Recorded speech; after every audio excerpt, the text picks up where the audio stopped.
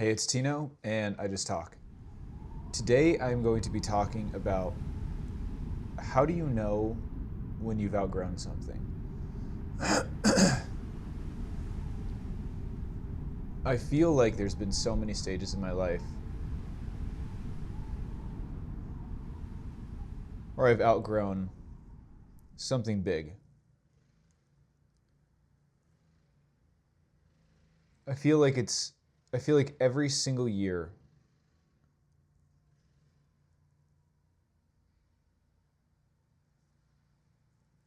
of my life, I can look back 1 year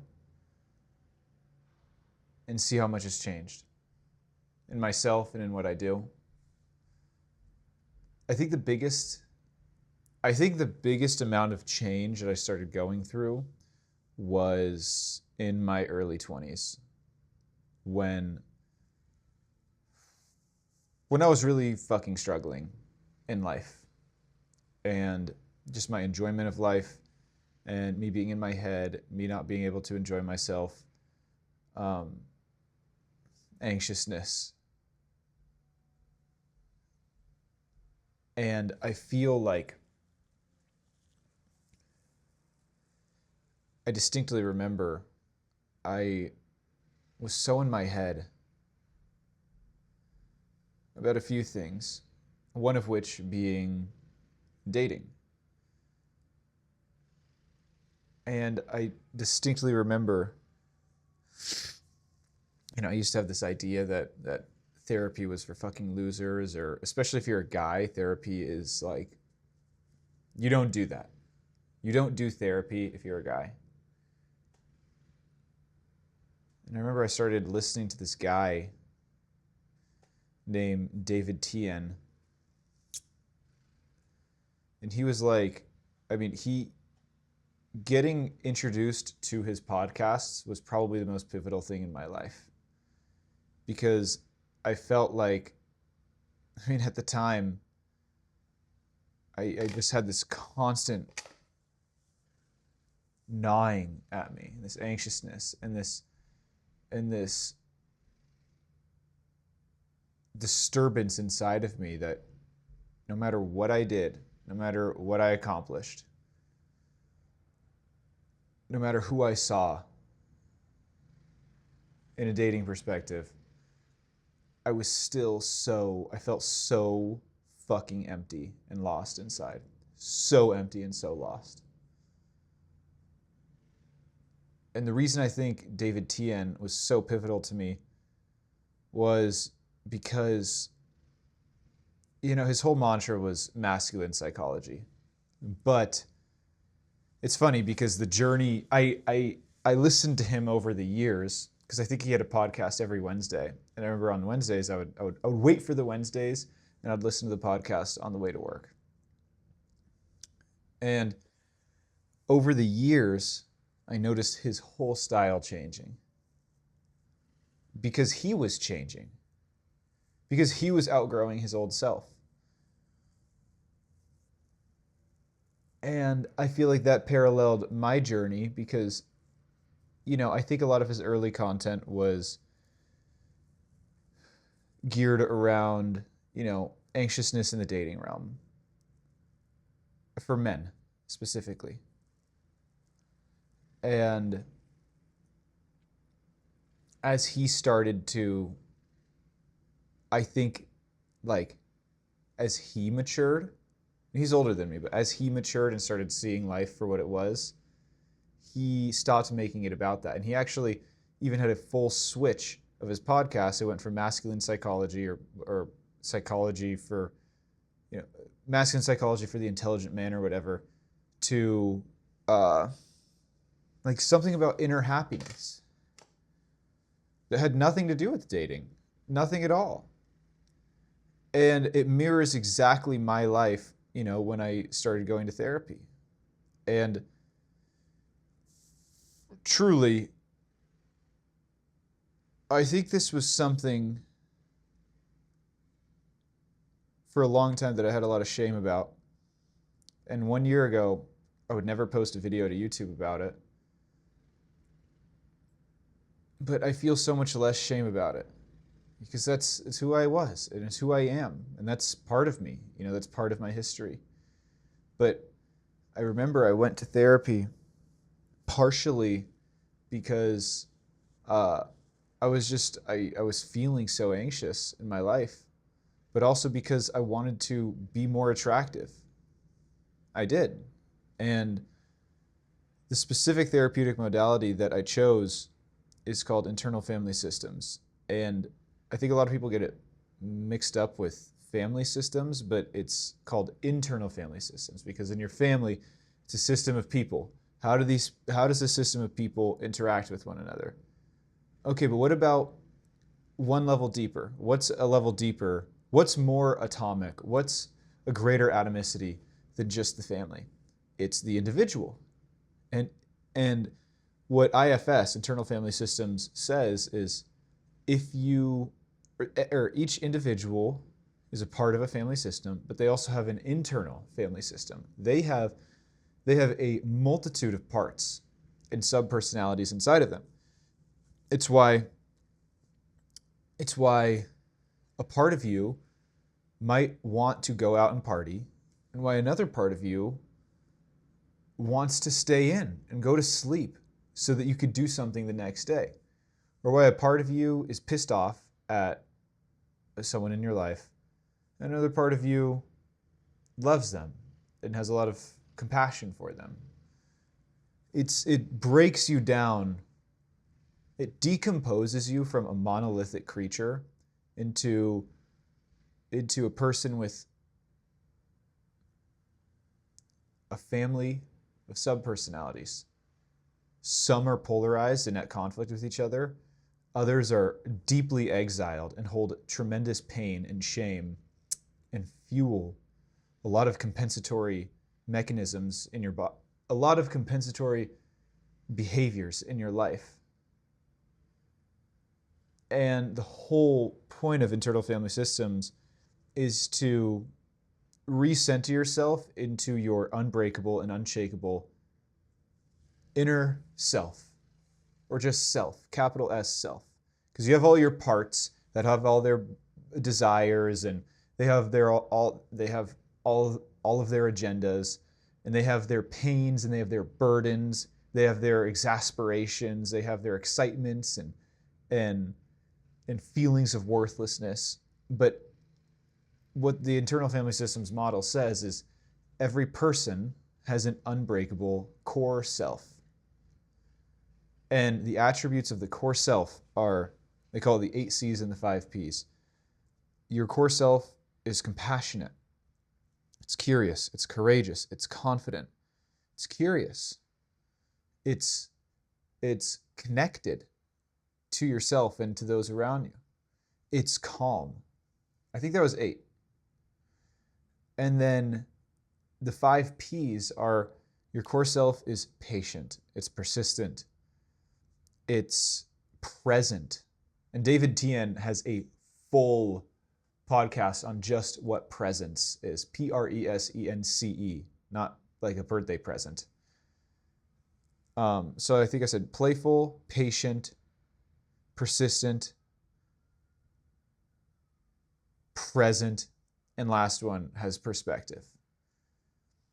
And the whole point of internal family systems is to stop seeing the world through this perspective of your parts and to return home to your core, true, higher self that's always there and always available, but that we as people don't know how to access. And, maybe you see the world like if you were me, or if you're anything like me, you'd see the world through the part of you that holds a lot of anxiousness in certain situations. And the whole point of IFS is to regain your self, capital S, self-leadership, so that your anxious parts don't need to stand in the way. Not stand in the way, so your anxious parts don't feel the need to control. And they can just relax. And so I went to IFS therapy because it made the most sense to me. It sounded the least ridiculous to me for a man to do at the time. Something that was informed, something that was uh, very conceptual, something that was worked at root levels. And it was also something that someone, David Tien, who I really respected, was advocating for. I said, okay, I'll give it a shot. And admittedly, my first therapist, she was a lovely woman, but compared to my second therapist, I didn't get much out of my first. And I worked with my first for a couple of years. And I feel like probably most amount of progress I made was on my own. But then I started working with my second one when I moved to New York. And he was a level 3 IFS certified practitioner. And holy shit, he was awesome. And so I went to IFS therapy because I wanted to stop feeling like I'm in so much pain. I had just so many things going on inside of me. It was just like a full party or a full room with so much chatter and so much, so many different voices. I felt like discombobulated. And I realized I needed a professional to help me sort it out. And I don't mean like schizophrenia voices in the room. I mean just like, I would feel this way I'd feel this way and then I'd feel that way, and I'd be stressing about this, and I'd be stressing about that, and some days were very good, some days were very bad, and I said, fuck, I need some help. And so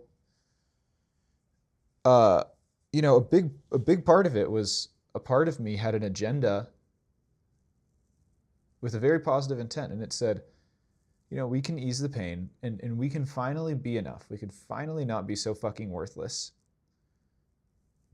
We can finally resolve. We can finally not be the person that we hate. Through IFS therapy, we can become whole. And as a result, when we're whole, we can be a more attractive human being. Less reprehensible to the world. More likable is the best way to put it. So it actually was not a pure intent. It was not, my core self wasn't driving at that point. It was just this part of me that it was a part of me who was using therapy as an instrument, just like it used reading books as an instrument or whatever, without going too deep. It wanted to use therapy as an instrument. Therapy was a means to an end for this part of me. So it was like, for 2 years, obviously I did all this work with the first therapist and nothing happened. And she also was not an internal family systems certified practitioner, or she wasn't even level 1. She was IFS informed, and she took my insurance, and then I learned that IFS therapists don't typically take insurance because they're in such high demand that they don't need to. They can charge market rate cash. And when I finally got over the hump of like, okay, I'm going to spend material amounts of money paying my second therapist, so that I could get where I need to fucking go. So I went through the first 2 years or whatever, 2.5, I don't really remember. I went through those first 2 years, and the whole objective was still like, I need to iron out this part of me to be more likable. I need to iron out that part of me to be more likable. Nothing happened. And only when I was working with the second therapist did I start to realize that,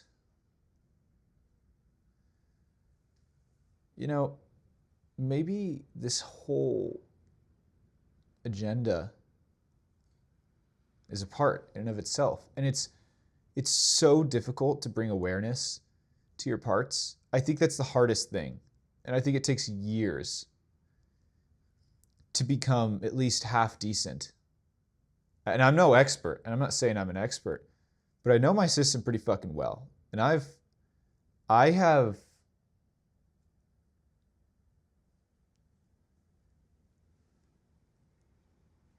from where I was compared to where I am today, I've come a long way with how much of my system I have discovered. I don't know if I've discovered all of it, because you don't know how much of it you've discovered because of this concept of awareness. But I have shown the light on many corners of my system. I've shown the light on so many corners of my system that I've gotten to a place where I feel daily genuine fulfillment, genuine happiness, genuine contentedness. I feel like I can resolve conflicts. I feel like I can stand up for myself. I feel like I could pursue the things that I want. I feel like I could say the things that I feel I need to say, which to me sounds like being self-led. There's confidence there. There's courage there. There's calmness. There is curiosity. I'm playful. There's playfulness there. So all of these attributes that I feel like I embody today are attributes of the self. And so, I want to still keep working with my system, because I do believe it's a lifelong thing, but I've gotten to a pretty fucking good place. So, I started to realize that this whole therapy thing, how do I phrase it?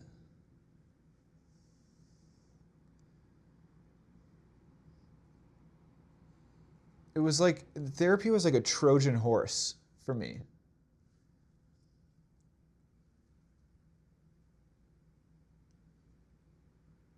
I started therapy because I wanted to be more likable, more attractive, less anxious, more confident, because I thought that would finally make me feel okay.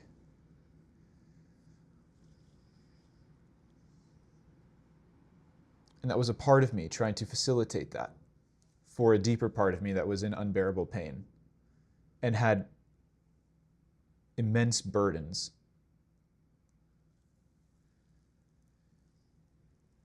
And it was holding on, this protective part of me was holding on so fucking tight. It was gripping and gripping and gripping for years. It would not let up because it believed wholeheartedly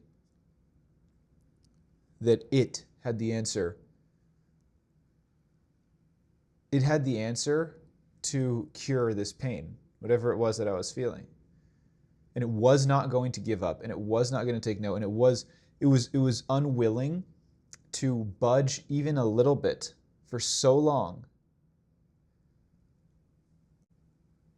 and let me get curious about it. It would not unblend. They call that in IFS unblending. It would not unblend. And I didn't have awareness of it for years. But when I started gaining awareness of it is when the real work, I feel like, took off. And it's actually pretty fuzzy, the whole history of it. And maybe who knows, I'm probably speaking about the timeline wrong, but I know grossly, it's what happened. And so instead of, this middleman, this protective part of me trying to orchestrate all of this healing so that it can accomplish its goal of making me enough, so that the real part of me the deeper part of me that felt like I was so not enough, or like I had so much self-hatred, got to the point where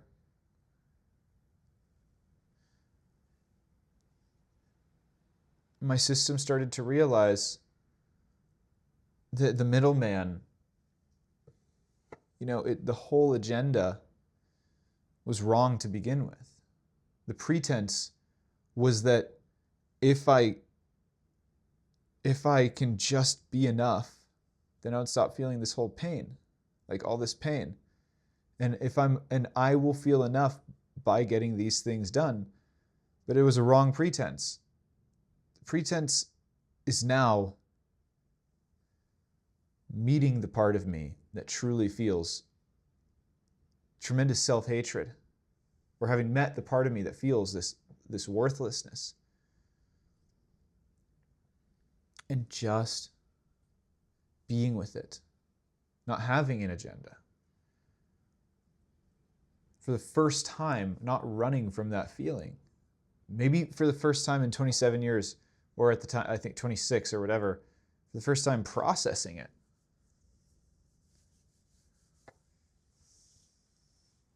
So that it didn't have to be alone anymore.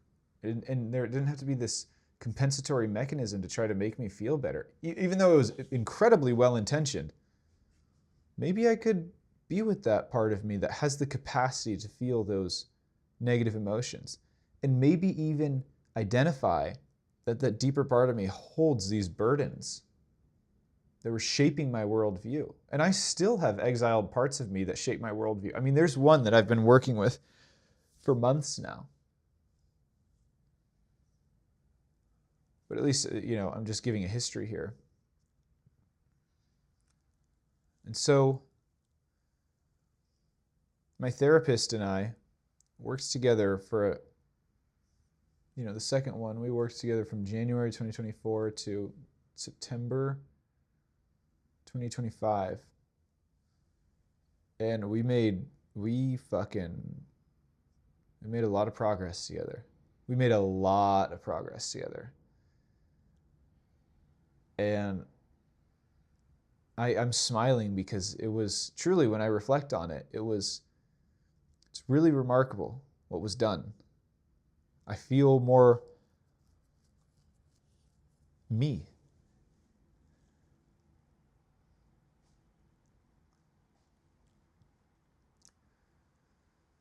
And so I stopped working with him. Or you're probably wondering, so why did you stop working with him if things were going so well? And I feel like I stopped working with him because I outgrew it. I outgrew therapy sessions with my therapist. I'd gotten all the tools. I knew how the sessions were going to go because there was a general framework to how you work with parts. So I knew the frameworks. I knew how the therapy Zoom sessions were going to go. I got the tools. At least I got his tools. I could do work with my system between sessions. And I did. And I did effective work between sessions. That's really when things started accelerating, was when I was able to start meeting with the parts of my system because I had built enough true trust with them. And they had relaxed enough. That's when things really started, like that, in his terms, we started cooking with gas around then. So it got to a point where I said, I just felt like I was done. It was like when you're at a bar and you look around and you don't see your buddy over there, your friend over here, and it's draining out a little bit. Maybe it's drained out more than you'd think. And you look at the time and it's late and you say, yeah, time to go. Closing time. And that's how I felt. I truly outgrew it. I outgrew it. At least for that time, I feel like I outgrew it. I got to where I wanted to be. This is still true today, but I'm going to speak for the time in September. I was in a happy relationship. I loved my girlfriend very much. We had our share of conflict, but we were working through it. She even started IFS.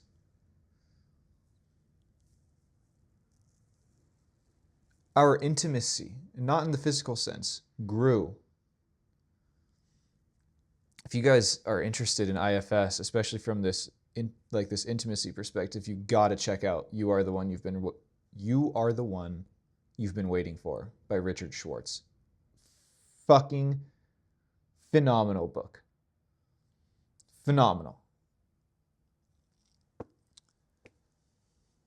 You know, I felt like things were, I was able to navigate my daily or weekly stressors with grace. Not just push them down, but work with them. At least not push them down for very long. I would work with them. I would get curious. I would learn more about myself.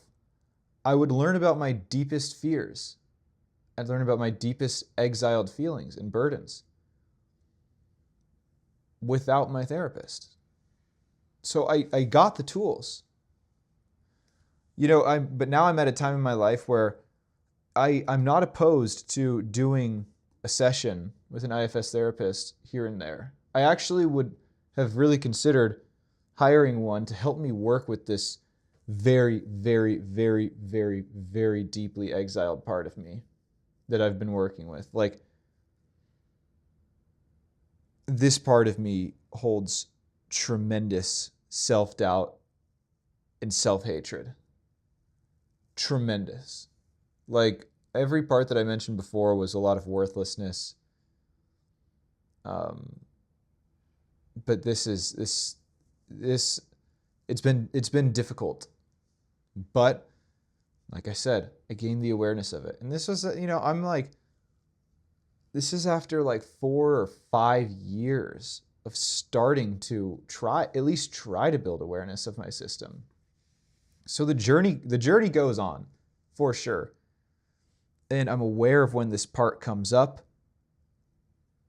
I'm aware of the situations it comes up in. I'm aware of perhaps the limitations it places on my life. I just need some help building a relationship with it. So that's how I knew when I outgrew my therapist. So to answer the original question, I feel like you know when you outgrow something.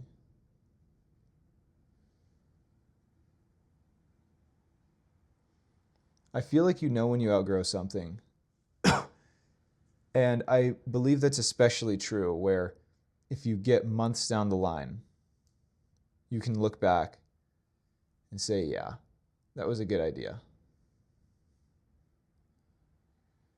I'm a big believer in these feelings being spontaneous, almost like insight.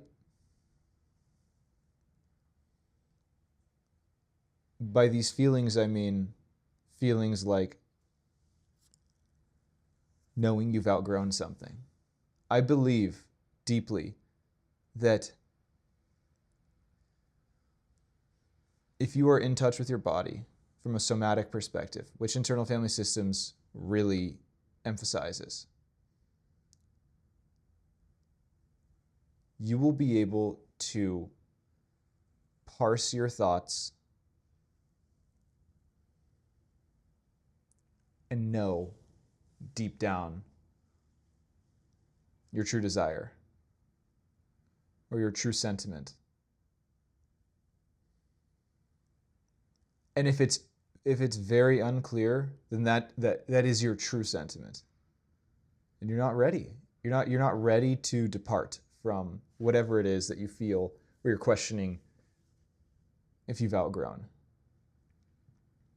I think there starts to come a time where a critical mass of yourself or of the feelings in your system.